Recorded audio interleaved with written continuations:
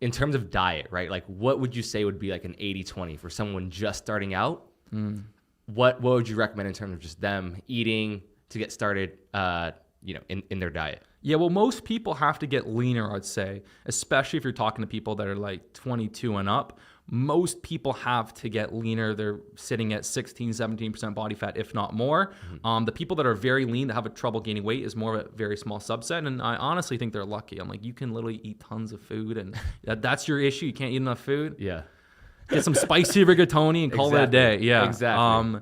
So for those people that want to get lean and want to optimize for fat loss, I recommend a few things. One, I recommend doing a fast every day.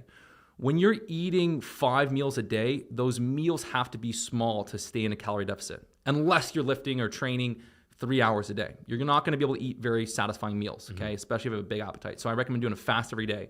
We're actually primed to fast.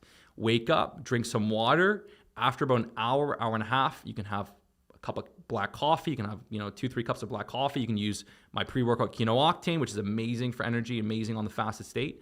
And then you get this 5-hour fasting period where you have amazing focus.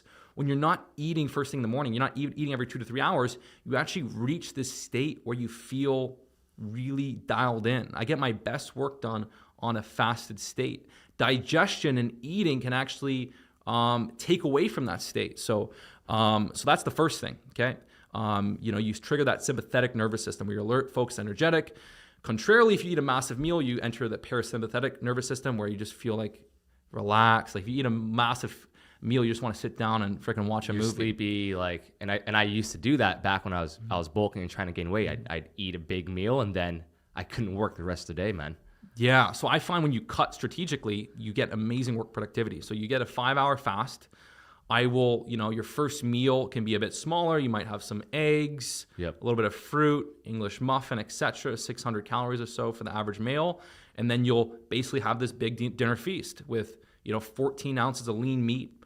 Potatoes are actually one of the most filling foods in the world. So potatoes are very satiating. If you want to get lean, basing a lot of your carbs off potatoes will keep you more satisfied.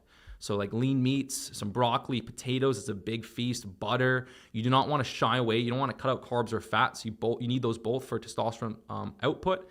And then, as far as oils and butter, like using butter, coconut oil, olive oil is great. You want to kind of avoid using the seed oils.